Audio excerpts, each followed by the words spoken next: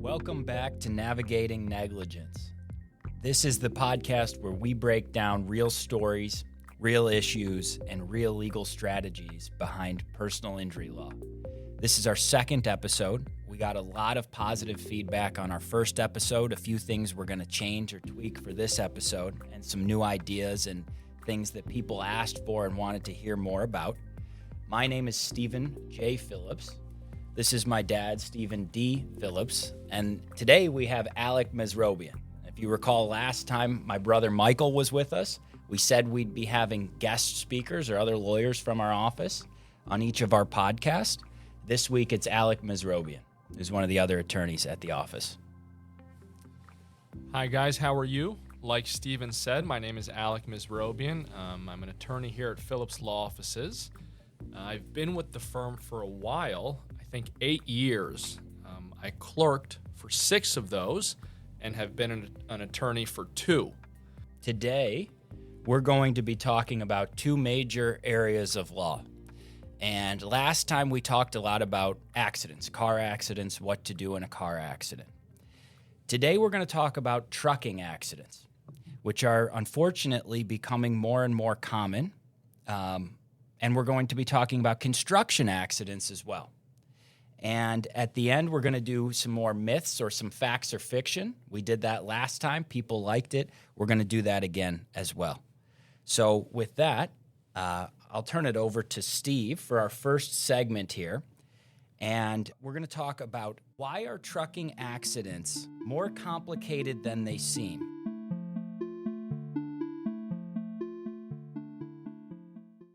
Why are trucking accidents not just car accidents, but something bigger? So when somebody hears truck accident, they usually think bigger vehicle hitting a smaller vehicle. From a legal standpoint, that's not entirely correct, because when a truck is involved, there's a whole host of players or companies or entities that become involved. You're no longer dealing with just a negligent driver. You're dealing with a trucking company, a maintenance team, a broker, a shipper, a carrier, a safety director, and the list goes on and on. So, first things first, let's talk about the FMSCR or FMSCA. And we have a number of significant trucking cases in our office right now. Steve and all of us, but primarily Steve, is handling them. So let's talk about the Federal Motor Carrier Safety Act generally. Thank you for having me again. I enjoyed the last segment. Well, the one thing that jumps out to a trucking accident lawyer is you have to be very different than, and much more involved than, and much more knowledgeable than the average Joe personal injury lawyer. Because the average Joe, the billboard lawyer, so to speak, the one who advertises on the billboards and or brokers cases out, doesn't realize that a trucking accident is significantly more complicated for a variety of reasons. You start with realizing that when a truck is loaded, an 18-wheeler, it weighs 40 tons. It's 80,000 pounds. And one hears that, and the first thing that they should realize is that truck drivers and trucking companies have got to be properly trained, properly monitored, and properly trained to drive that truck, but also to maintain that truck. And truck drivers have to be vetted. You know, it's easy to say, well, the truck driver caused this accident. Well, it's more complicated than that. The United States created the Department of Transportation. The Department of Transportation created the FMCSR, Federal Motor Carrier Safety Regulations. That's a branch of the Department of Transportation. The FMCSR regulates trucking companies and truck drivers. And they have a lot of regulations and rules designed to make the trucking industry safer and protect the public. There are numerous regulations that apply to trucking companies. There are numerous regulations that apply to trucks. So when there's a trucking accident, one has to immediately say, what other factors were involved other than the driver? It's easy. You start with the driver. You didn't properly monitor the roadway in front of you. You didn't stop in time. You didn't see what was ahead of you and anticipate.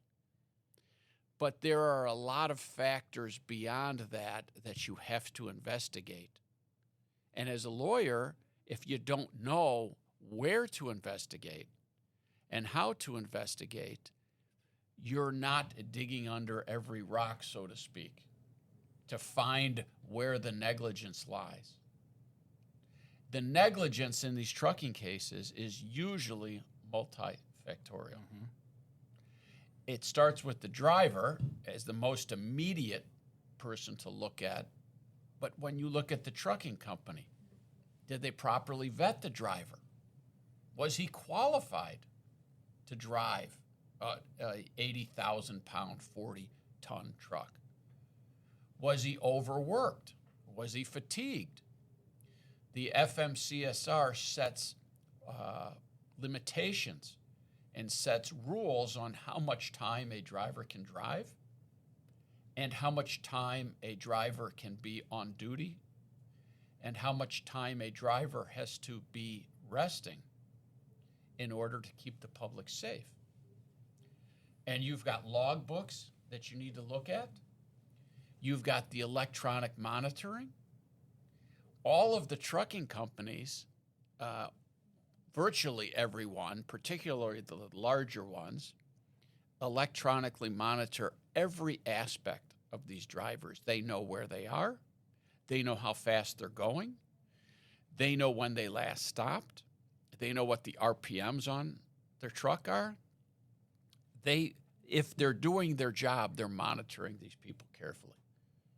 And there's all kinds of apps on the truck drivers' phones and at the trucking companies to make sure these people are doing their job. And, one of the things that brings to mind is the logbooks and trucking logbooks. Back in the day, it used to be it used to be paper copies. So there were truck drivers, and there's plenty of stories of this, who kept 2 sets of logbooks so they could drive in excess of their allotted or allowed hours or amount of time. One logbook would show they drove for 7 hours, and then if they needed to, they'd pull out another logbook showing they drove for 4. They do have electronic logbooks now, most of the trucking companies, but the logbooks, candidly, can be edited, changed, modified, and sometimes the drivers actually will turn off their electronic devices, and we have had that happen in multiple cases.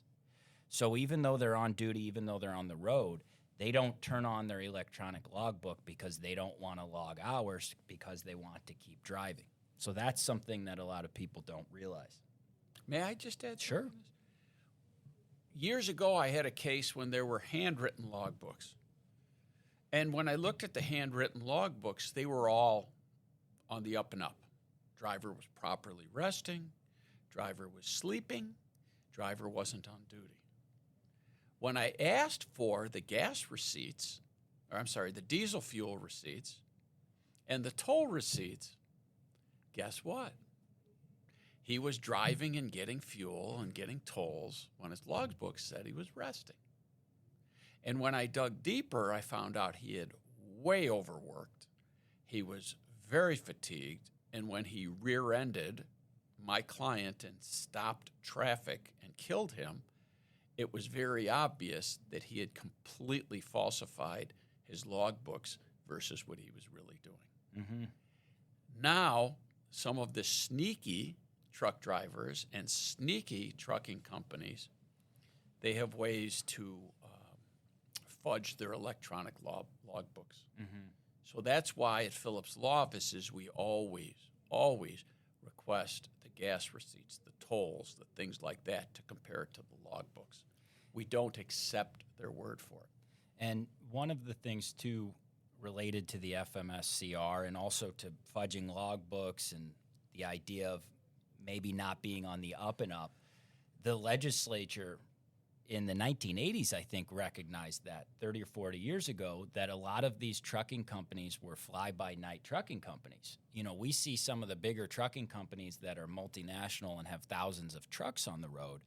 But if you really pay attention when you're on the interstate next time or on the highway, and you look at who the motor carrier is, you know, the Department of Transportation number pinned up on the side of the tractor trailer or the tractor, usually they're companies that may only have a couple of trucks. And what a lot of these trucking companies do in terms of fudging numbers or fudging the books is they play a shell game now where they only have one or two trucks and they call it Company A.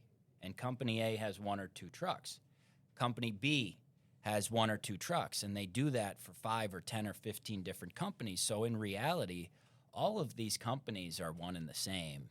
They're run by the same people. They have the same employees, same phone number, oftentimes the same location. But they play this shell game so that they are undercapitalized and don't have to do the things they need to do to protect the public. And that's something that we've had to uncover in a number of trucking cases. If you recall the trucking case involving a motorcycle we had last year, where originally they told us, this is just one company, it's Company A, and we had to do a lot of work to uncover and figure out that Company B, C, D, and E were involved. And sure enough, right before trial, they recognized that, and we were able to get the policy limit settlement in that case, but it happened the night before trial, because of all the work we put in. In talking about the Federal Motor Carrier Safety Act or Federal Motor Carrier Regulations and what's required of a trucking company, Alec, I'm going to ask you, from our perspective as personal injury lawyers who do trucking cases, what are some of the first things that you do in a trucking case? New case comes in, you talk with the client, maybe if they're deceased, you talk with their relative, you kind of get a lay of the land. What's the first few things you do, or what are the first few things that you would do? Yeah, so one of the first things I do is try and find a video of the incident, of the collision. Try and find witnesses who may have seen the actual collision. How do you do that, both of those? So the first, in terms of getting video, I go on Google Maps, and I look to see if there are any stores or shops or even pods cameras here in the city of Chicago, any sort of camera I can find, and I send a request for those videos, whether it's a FOIA, a Freedom of Information Act, or I just call the stores myself and I say, hi, I represent, John Smith. He was involved in a trucking accident. Would you please send me the video? I find more often than not, some of these trucks don't have front forward dash camera. It's not a requirement. Not a requirement. Kind of crazy in today's day and age. Yes, if it you're is. going to have a trucking company that you don't have to have forward-facing dash camera or internal-facing dash cam. And then outside of that, finding witnesses. So I'll ask the client if anyone approached them for me to talk to, if they got any contact information. And this sort of goes back to Steve's former point of leaving no stone unturned. You got to dig. You have to dig. You have to be persistent. You need to find every avenue and uncover what really happened. Because sometimes the reports that are made, the police reports, the reconstruction reports, don't tell the full picture. And so having contact information for witnesses that actually saw the collision is really, really important. And that brings to mind, Steve and I had a trucking case a couple of years ago, motorcycle and truck, and the police report, you remember, it said that our client admitted that he was speeding recklessly or words to that effect, and also that 2 other witnesses in the area said that they saw him go by at 100 miles an hour on a motorcycle. And we looked at the report and said, oh, boy, this is going to be a problem. Well, we actually went out and talked to in person and called those witnesses. And we told them, this is what the police report says. And both of them said, I never said that. I never, ever said that. And in fact, I felt as though the cop was trying to pin it on the motorcycle, and he put those words in the report. You remember that? I sure do. They were upset, actually, that was in the report and attributed to them. And the whole case turned in part on that, because those were two very damning statements against our client, and they were completely made up in the report. So like Alex said, sometimes the initial traffic crash report is not accurate, and that's why you really do need a dash cam or try to get some sort of witness statement. You know, you'd be surprised, too. We've had it in a case where a bystander, just for their own safety, has had a traffic camera in their own car. Mm-hmm. And we were able to find that witness and ask them for that video. And it cuts through any defenses and liability for these kinds of cases. So you really, really have to be persistent in finding that kind of stuff. Going back to the FMSCR and the idea that some of these trucking companies run a shell game, and we were talking about that Company A, Company B, Company D, Company C. That reminds me of the case that we settled last year, where you uncovered just that. And the night before trial or the week before trial, all of the trucking companies that supposedly didn't exist or weren't intertwined all decided to pay their policy limits the night before trial. So do you want to tell us about that and share that story with us and what we did? We represented a wonderful elderly man who was on a motorcycle, and a truck driver working for one trucking company took a left turn in front of him in an intersection, and he got hurt very, very badly.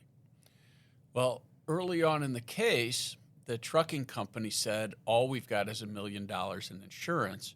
Here it is. And I said, no, this man is hurt much more than that, and there are other companies that are affiliated with this trucking company. Quite honestly, the other companies are owned by the same guy who owns the trucking company, and they got to pay more money. And the lawyers looked at me and laughed and said, good luck. Well, to a Sicilian like me, that's a double dog dare. Like when we were kids, they double dog dared me to chase him down. I said, okay. So what we did was I hired a private investigator, and then I said, you know what? I'm going to do this myself. I drove out there to the location of this trucking company. And I drove out there and I saw that the trucking company had a name, and the trucking company also had the same name on its leasing company and had the same name on its maintenance company and on the same name as its sales company. And lo and behold, they were all in the same location. With the same logo. With the same logo on a poster. And then I also took out my handy-dandy Apple iPhone and I took pictures because I knew that they would look at me and say, that's not true. And I said, well, here's the photographs, guys. So I took pictures of all of it. And then I took pictures of the perimeter of the trucking yard. And the perimeter of the trucking yard had another company on its emblem saying trespassers will be prosecuted by this company. By this company. Even though it's unrelated, we don't know anything about it, it doesn't actually exist. Yes. And then we asked for the financials, and they were making loans to each other. Obviously not commercial standard transactions. They were making personal private loans to each other back and forth. Then I took the depositions of the accountants.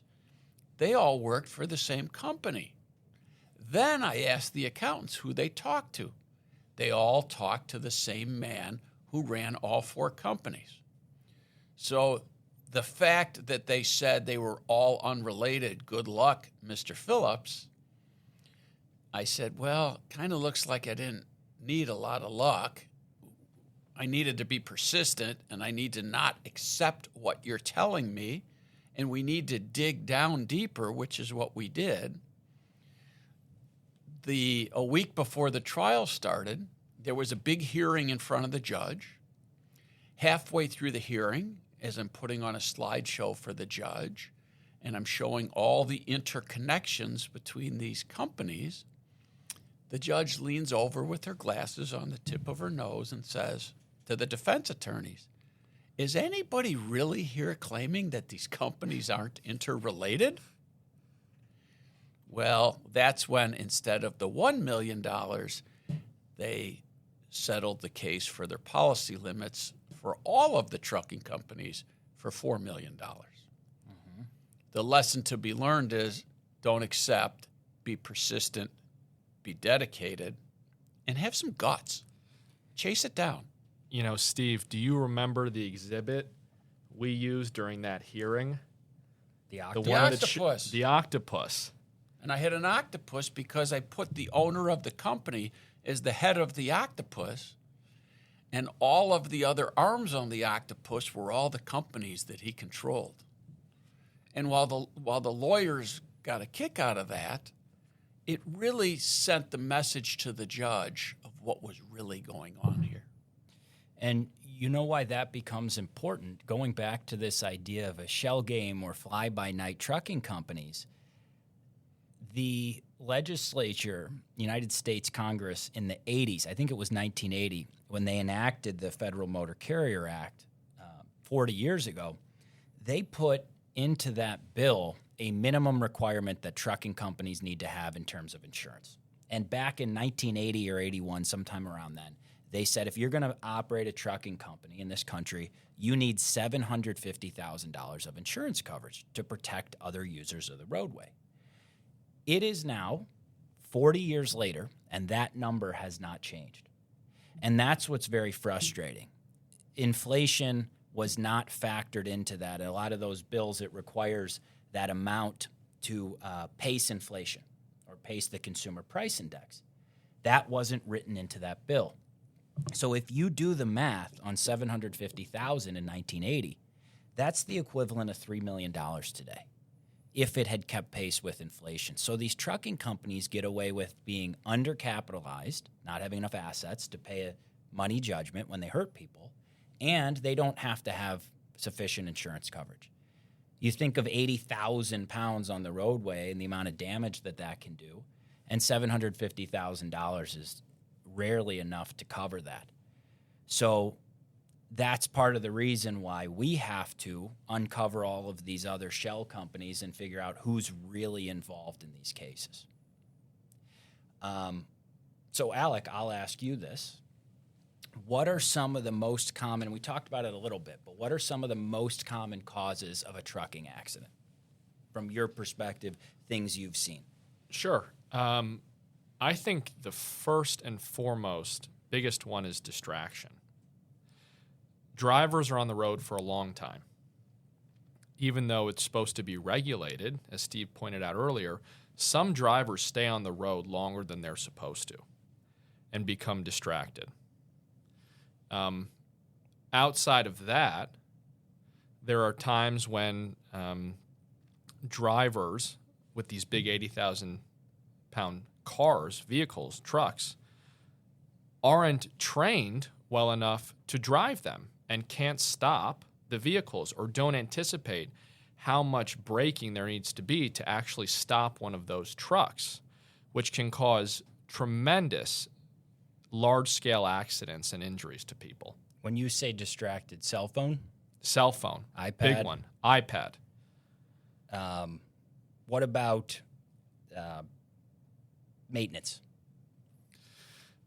Sometimes the vehicles, these trucks, aren't maintained properly, and there can be issues with the braking pads, the brake fluid.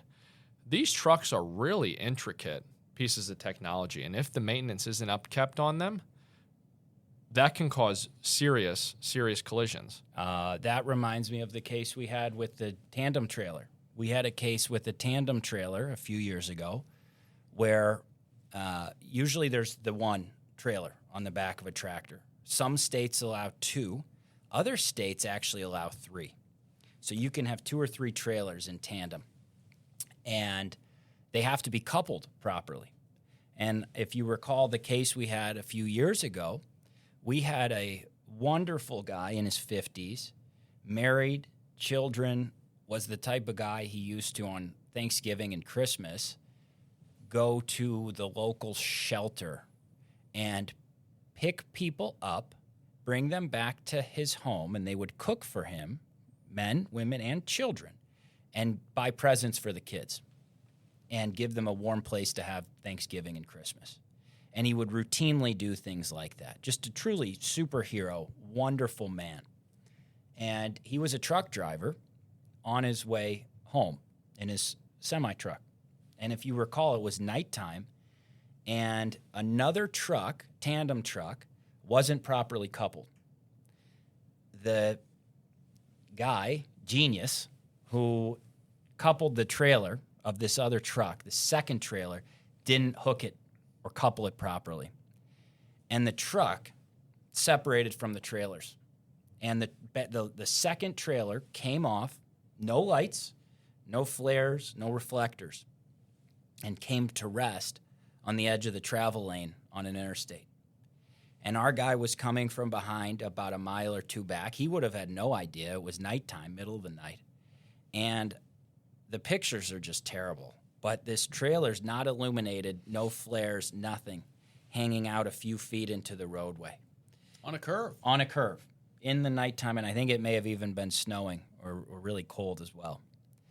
And our guy was coming up the interstate, never saw it. You can tell he didn't even try to apply the brakes, never saw it. And he ended up dying instantly and left behind a wife and 3 adult children. All because the person who was responsible for properly coupling the second trailer didn't do his job. And they still fought us on that case for 3 years. Remember that? They sure We had did. to try the case. We sure did. Yes, we did.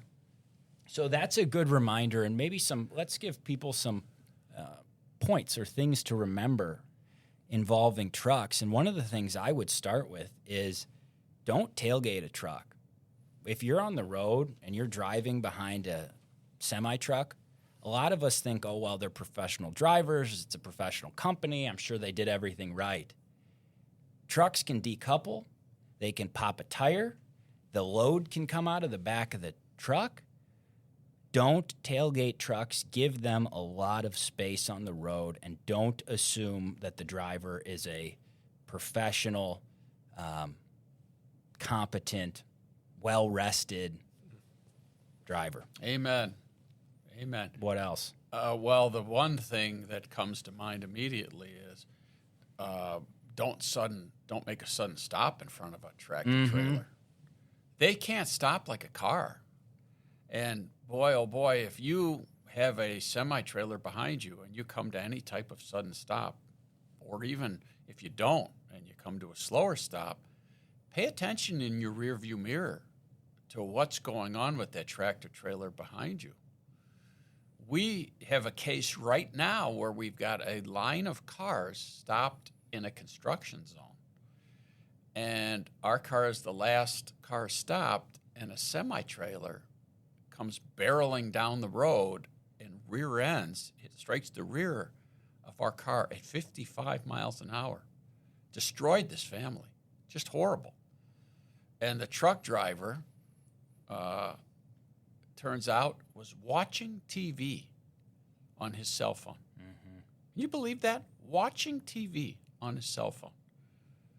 55 miles an hour into the back of a stopped line of cars that you could see for Miles. It was a clear summer day. And that's a really good point, too. And your folks probably taught you that when you were learning to drive. But if you're going through a red light, for example, or a yellow light, and I remember you yelling at me about this. Honestly, that's why I said that. I believe that. I think when I was learning to drive, we were 41 and 22. We were on a highway, and the light changed from yellow to red, and I kind of panicked and immediately just slammed on the brakes, and you were yelling at me, go, go, go. And I said, it's a yellow. And you said, there's a truck behind you. Now, he was able to stop, but thank God. But the point remains, now every time I go through an intersection, I try to make sure if it's a yellow or red that I'm looking in the rear view if I'm going to stop suddenly to make sure that the guy behind me isn't in a semi-truck or a box truck and or anybody can make that stop if you're going to make that decision. So that's a good point, and I remember that vividly. I can picture where I was sitting and you yelling at me, and you were right. Folks, lesson. Take away from this. When you're teaching your kids how to drive, be tough. Make sure they do it perfectly. You know what? Your car is a weapon. A truck is a weapon. You wouldn't let me get my license until I was a few months older than 16. Most people get their driver's license at 16. I wasn't allowed to. Why? Because he said I wasn't ready. And, of course, in the moment, that was very upsetting to me and frustrating. But looking back on it years later, you were right. I got much better in the 3 to 6 months after I turned 16. And then I became physically and mentally ready to drive. But that's another thing. Just because you turn 16 doesn't automatically mean, boom, you're ready to drive. Remember what you said after a few months? No. Dad, I'm the best driver of all my friends. I don't feel safe with a lot of my friends. Probably true. Well, we should hope that the trucking companies were as vigilant about their training of truck drivers as the Phillips boys got from their parents. So, things to do after an accident, similar to what we talked about on the last podcast. Get off the road, get to a safe spot, get medical attention. Get off the road. Sorry. Yeah. I'm sorry to interrupt. No, that's okay. Get off the road. We have a fair number of cases where people decide to stay on the shoulder of the road and another truck or vehicle ends up hitting them in the rear or striking them on the shoulder. Get the heck away from your car. Don't worry about the insurance company and property damage. And don't assume that the trucks or cars aren't going to drift over. Mm-hmm. We had a tow truck driver who was hit by a semi. The tow truck driver was changing a tire on the side of the roadway on Interstate 80. A truck driver decided to reach over to his passenger seat for his sunglasses, and as he reached over, he swerved onto the shoulder and killed our client. It was terrible, just terrible. Mm-hmm. So don't assume that the truck driver or any other traffic is alert and aware and going to act properly. Mm-hmm. And these trucking companies, some of the big ones, have rapid response teams. And they send lawyers and they send investigators out to the scene to start gathering, and I say that loosely, evidence and talking to witnesses. Damage control. Yeah. So they're going to do what they're going to do. You get to a safe spot. You get off the road. You get what you need in terms of medical help. You know, I get a kick out of that, the rapid response team. Yep. They call us ambulance chasers? Yep. Well, because when our clients hire us, and hopefully they hire us immediately, we need to get out there and gather the evidence. We need to find out where the skid marks are, where the debris is, who the witnesses are. And it's okay For the rapid response team to do it. for the trucking company Right. because they want to protect their money, but we're ambulance chasers. No, I don't buy that. I don't buy that, and I've told them that. So I think that was pretty thorough in terms of trucking. We said we'd talk about construction accidents.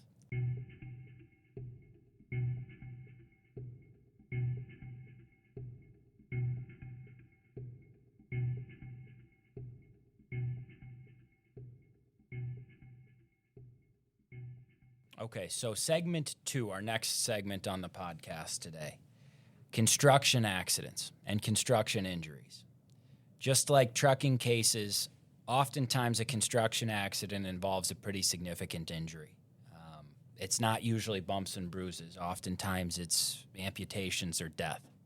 And construction sites and construction zones can be dangerous places, but OSHA, for example, Bureau of the Government or entity of the government, has rules and regulations in place.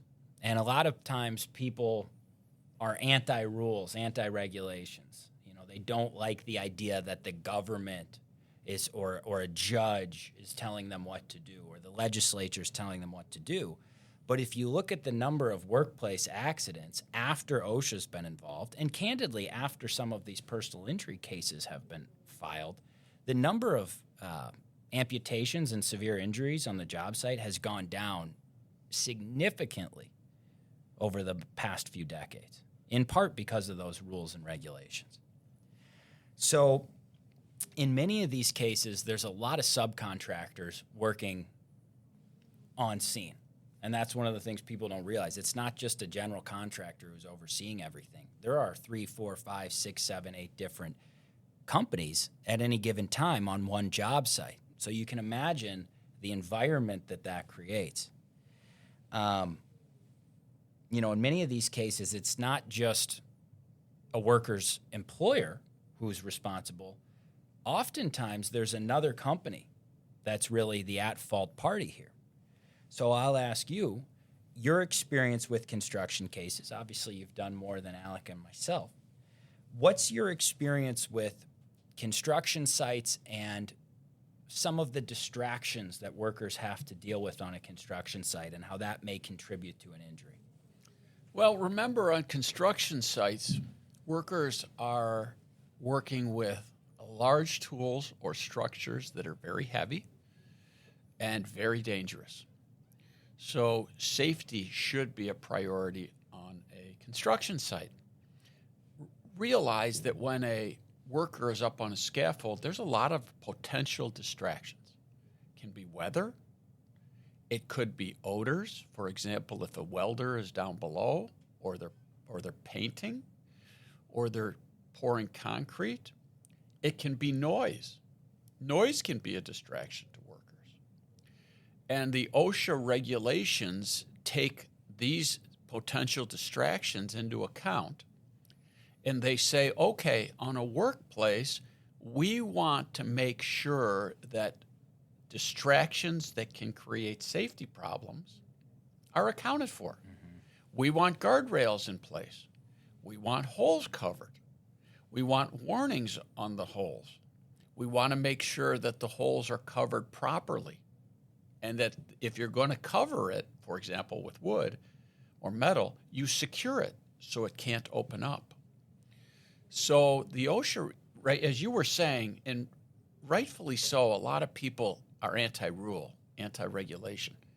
Well, certainly in the construction trades, rules have made construction sites safer because now these companies have safety monitors and safety managers on site making sure the rules are being complied with. And all of their workers are carefully monitored on the legitimate job sites to make sure they're complying with safety. Because if a plumber is not safe, that can certainly injure a carpenter mm-hmm. or an electrician. Mm-hmm. So rules matter, and rules keep people safe. There's a saying that when you go to a construction site, everybody goes home every night with 10 fingers and 10 toes. That's the goal. And I think OSHA sometimes calls it, or I've seen it referred to as the Big Four or something like that: the falls, struck by objects, electrocutions, and then crushed or caught in between. And that's what many of the OSHA regulations are designed to prevent. And like you said, people do get distracted. There are distractions on the job site, and that's exactly why many of those rules and regulations take that into account. People are forgetful. People do get distracted. People don't remember something that they may have been told a month ago about a job site. They may go to a different job site for 3 weeks and come back. They're not going to remember everything from that job site. So that's something to keep in mind, too. Another thing we've seen, and Alec, I don't know if you have seen this on the construction cases that you've handled, but the idea of hurry, hurry, rush, rush, right, and how that affects the work done on a job site. Right. You have the general contractor, and then you have a bunch of subcontractors, the plumber, the electrician, the carpenter. And a lot of these job sites have deadlines when the plumbing needs to be done, the electricity needs to be done. And so what we see is those deadlines need to be met. And sometimes, in order for those deadlines to be met, corners are cut, and it's not safe for the people that are working on that job site. So this idea of rush to meet a deadline, we find often causes injuries to the people that are working on the construction site. Because the general or another sub is pushing the subcontractor Right. to get work done. And safety takes a second. Backseat. You got it. And we saw that in part on that case with the scissor lift, with the wonderful guy, another really good guy, family man, wife, 2 kids, both children on the job site, that electrician. Remember that case? Oh, I remember that well, because the general contractor said, well, it's his fault. It's their responsibility to take safety into account. And we just show up there in the morning, and we look around and we leave. And I said, really? Guys, you act like the elves would come in at night when no one's around and take care of this. That just isn't true. You guys were around there. I mean, my mama didn't raise a fool, and if she did, it was one of my brothers. I said, let's see what you got. I want to see more. And we put together the physical evidence. Mm-hmm. We looked at the photographs, and the photographs... Can I jump in here? Sure. Just for a second. Sure. I think where you're going with this is sometimes I used to think that Steve was hypercritical or looked too closely at things that I didn't see the value of.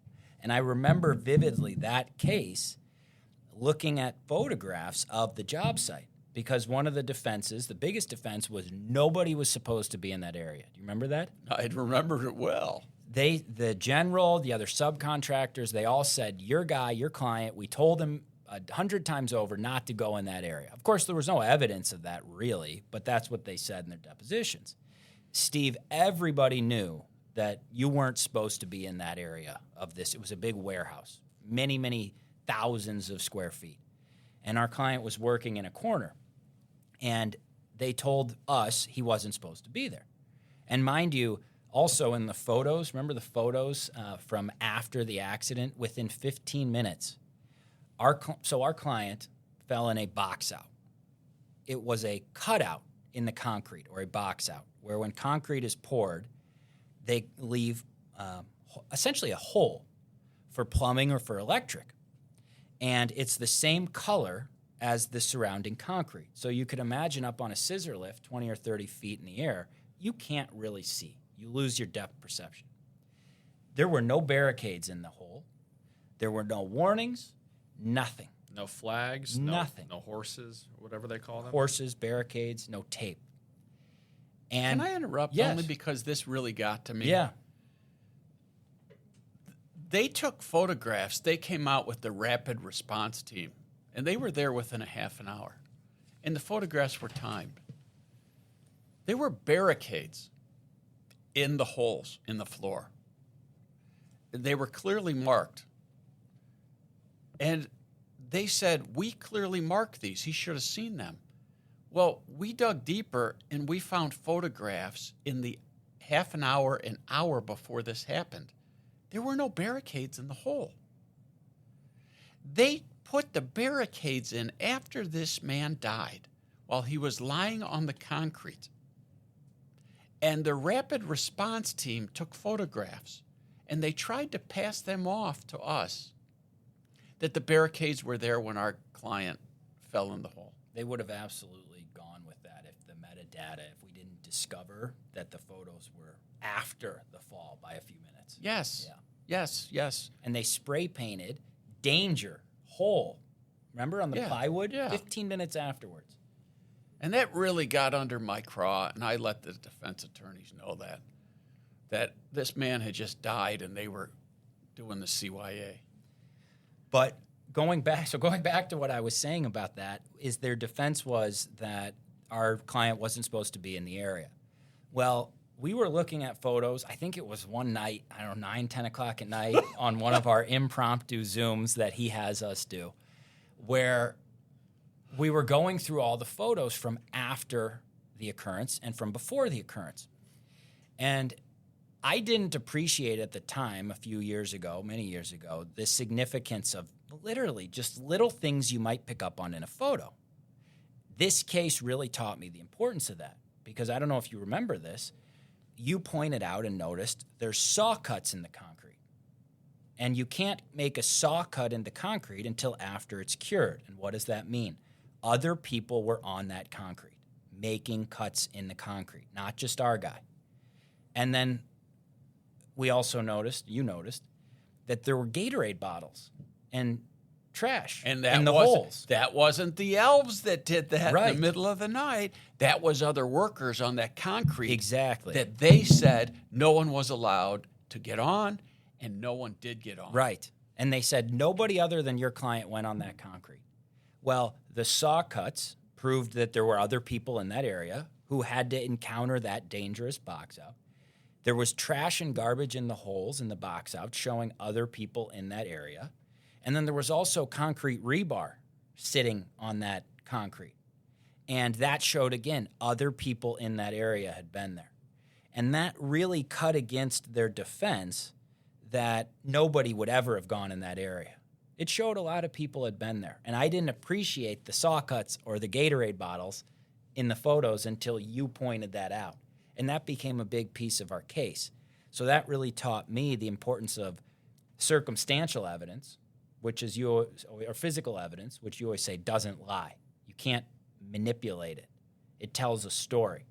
So that reminds me of that case. What do you mean by an impromptu Zoom meeting, by the way? I mean, Alec, you know what I'm talking about. Yeah. Do you mean the stream of conscious type Zoom meetings where we hop on at 7 and maybe we're not done till Noon. 10 o'clock? Impromptu with Yeah. no warning. No warning. You get a Zoom link in your email. Meet on this case now. Okay. 5 minutes. 2 hours later. Last night we did that from 2 hours. 4:30 till 7. Yeah. It was very helpful, though. Sure We learned- was. Really helpful brainstorming. I went home very excited last night because we discovered new things because we were bouncing around ideas. You know, going back to the case we were just discussing, I think, if memory serves me correctly, part of their defense, too, blaming it on our client, was that he should have seen this box out from his extended forklift, right? You and I and Michael went out to this warehouse that had a bunch of these fork scissor lifts. And we spent about 2 hours on one of those scissor lifts taking videos from the perspective of our client. We rented this. We rented Yeah, out a scissor good memory. lift. And we put out, Plywood? cutout of the size of the box out that our client Fell in. fell in. But that was one of the things that, again, cut against their defense that our client should have seen this box out. We took videos from all different kinds of perspectives for 2 to 3 hours. That's a very good point and good memory. I remember that. We rented a scissor lift. We drove out to the western suburbs, I think. Yep. The exact scissor lift that was involved in this occurrence to make sure that the defendants couldn't say, well, it wasn't the same scissor lift. Right. We went up there, the same height that our guy was. And do you remember we took videos of the lift moving, of it stationary, of it extended down to show that you can't really see this box out. And for them to leave that uncovered with nothing in it, no orange cone, no red, no yellow, he wouldn't have had a chance to see that cutout. Don't forget the sound that the scissor lift Beep, made beep, because the beep. superintendent was outside the door with the door open saying, I couldn't hear the scissor lift moving inside. And yet when we taped the scissor lift moving, it sounded like a freight train going by with the beeping. Mm-hmm. Boy, that was really an eye-opener. It's funny. That reminds me that the lawyers, we were hired late in that case. Right. There was another law firm lawyers who called themselves personal injury experts or specialists. They didn't know what to do with the case. They told us it'd be... They said it was a tough case. Yeah. They said that it was a really difficult case and that it was all our guy's fault. And we got the case late, and we had to dig in and learn the facts and hire private investigators and do our own work and our own due diligence to prove that case, to find the facts, to find the witnesses. And I was very proud of our team here at Phillips Law Offices when we did that. Because when we called the prior lawyers and say, we just got this family $5 million on a case that you said couldn't be won. Mm-hmm. And, it was almost shame on you guys for representing that you're personal injury experts or specialists. Because you weren't going to do this family any favors. You weren't going to do what this family needed to seek justice. And we were able to do that. And I still talk to the family now. This case has been resolved for about 3-4 years. I still talk to the family and stay in touch with them. Mm-hmm. I do remember that they told us we'd be really lucky if we could successfully win the case. Yeah. One last talking point or something that I thought of from the perspective of somebody who doesn't do this every day. I think a lot of people think if you get hurt on the job site, it's a workers' comp claim, and that's your only remedy or the only thing you can do. Can you explain the difference between workers' comp generally and a third-party case or a personal injury case like we handle? If you are injured on the job, you have a workers' compensation claim. That claim will go to what's called the Industrial Commission, not the court. And in the Industrial Commission, a workers' compensation claim, the employer says, okay, I'm at fault as long as the injury happened on the job site and it was related to the work. And I will pay all your medical bills. And then at the end of the case, I will pay you a smaller amount than what you may recover in a lawsuit because we've given up our defenses. We're just going to admit that we're responsible and we'll pay your bills. A lawsuit is a case against people other than your employer 99% of the time. And it's against other people who caused or contributed to the injury because of their negligent act or a defective product or defective maintenance or defective supervision, other fault conduct. And that's the difference typically. An injury case, if it's viable, if it's meritorious, is typically worth significantly more than a workers' compensation case. So the takeaway from that is if you're injured on the job site and it's something other than your employer's fault, if it was another subcontractor, it was a general contractor, it was a delivery company, you have an alternative remedy outside of just filing a workers' compensation case. That's Yes. what's important to keep in mind. Very. We had a truck driver who delivered to a factory. He was standing behind the trailer as they were backing up with a forklift, and the forklift operator ran him over. He had a comp case against his employer because he was hurt on the job. But he also had a lawsuit against the forklift operator and the employer of the forklift operator. And that's one type of scenario where you have both a compensation claim and a third-party lawsuit. Our final segment today is fact or fiction. Last podcast, we talked about some myths or some facts or fictions, got some positive feedback on it. A lot of people liked hearing some of the truths or dispelling some of the myths about this type of law. So we have 4 facts or fictions, and I'll ask each of you guys, and I'll start with you first, Alec. Actually, I'll start with you, Steve.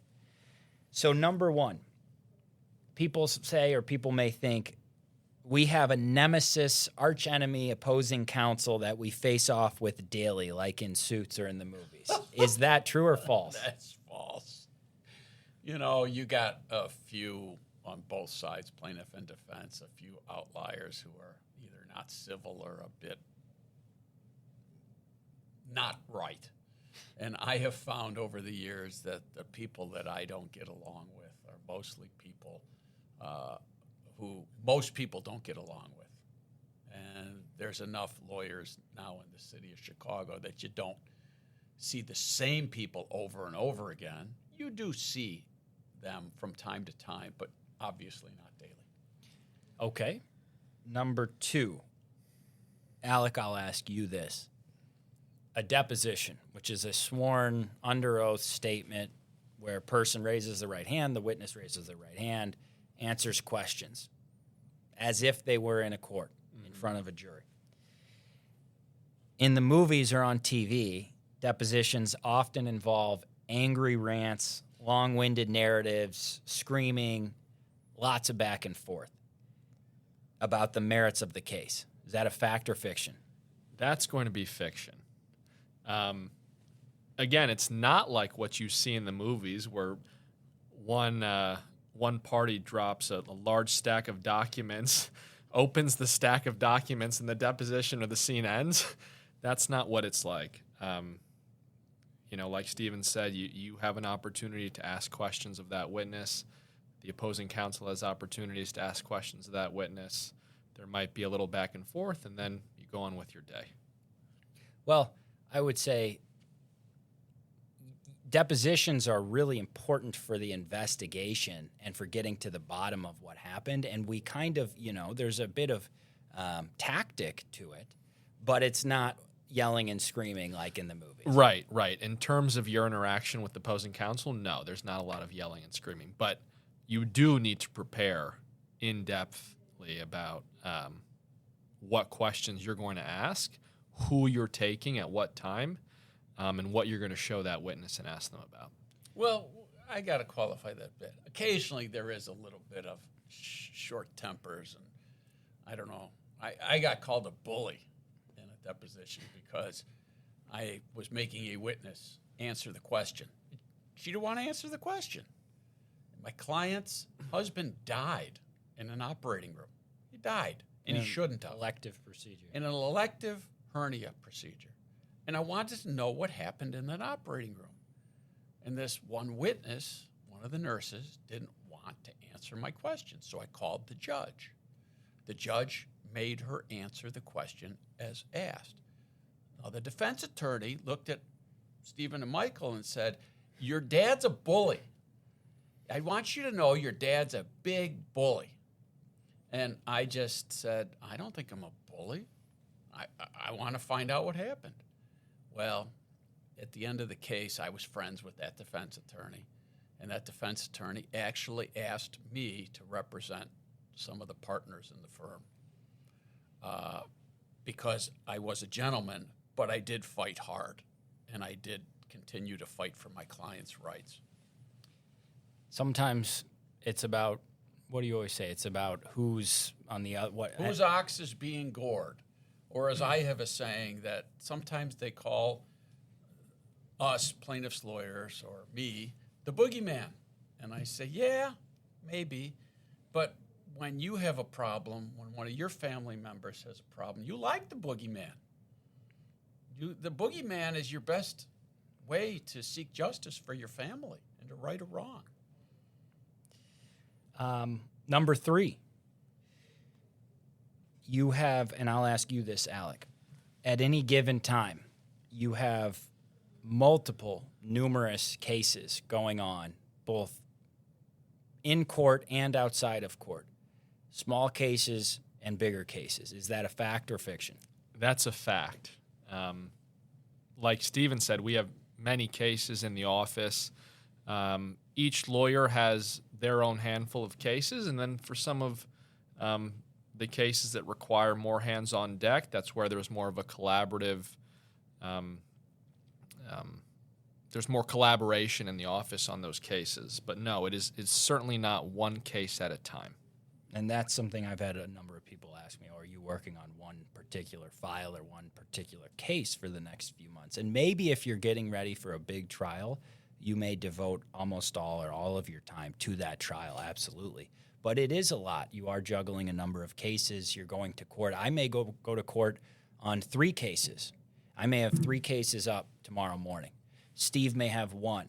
Alec may have 2. And all 3 of us may be over at the Daily Center on 5 different cases at any given time. Or Alec may come with me on a case. I may go with my dad on a case. So, yeah, there's a lot of balls in the air at any given time. Last question. I'll ask you, Steve. Lawyers you see on a billboard or on TV have a fearsome reputation and are really savvy in the courtroom. Is that a fact or a fiction? Generally. Generally, hands down, that's a fiction. Any lawyer on a billboard, it's been my personal experience, is not worth much in a courtroom and is not going to get maximum recovery. I'm sure there may be a handful of exceptions, but I would strongly advise people to stay away from the billboard lawyers who advertise like crazy or have gimmicky sayings or gimmicky phone numbers. That's fiction. Mm-hmm. Run, Forrest, run, as they said in the Forrest Gump movie. Okay, so that concludes our second episode of Navigating Negligence. If you take one thing away from today's episode, I would say, from a trucking perspective, be careful, be cognizant around trucks on the road and truck drivers on the road. A lot of distractions, texting, watching movies, sometimes intoxication, sometimes substance use, fatigue, lack of sleep, improper maintenance. It's 80,000 pounds. There's a lot of things that can go wrong. So be cognizant of that on the roadway. And then in terms of construction, you have other remedies if you're hurt on the job. It's not just a workers' comp situation with your employer. Sometimes there's a third-party case or a liability case outside of the comp system, which is what we do outside of comp. If you're injured and it's another subcontractor, a general contractor, somebody else who's responsible. So don't just think, oh, I'm hurt on the job. This must be workers' comp. There's alternatives. So those, I think, would probably be the 2 big takeaways for today's episode. With that in mind, we will have, again, rotating speakers. We'll probably have either Terry or Michael, my brother, on for the next episode. And we'll cover a different gamut or set of topics next time. So everybody have a happy holiday. Be safe over the holidays. Enjoy your time with your family. Anything else from you guys before we close? I think we covered. Call Phillips Law Offices if you need us. If something happens to you, a trucking wreck, or a job site injury, or a car accident, call Phillips Law Offices and call us quickly. We're going to get on it. And that's true, too, of a relative or friend. Not just you. If you have somebody who you know needs help and you care about and have a relationship with, have them call us. Give them our phone number. We're happy to help them. And I think the biggest thing I can say about our firm, we have a fair number of defense attorneys who we've had cases against who ask us to represent their family members and their friends in personal injury lawsuits.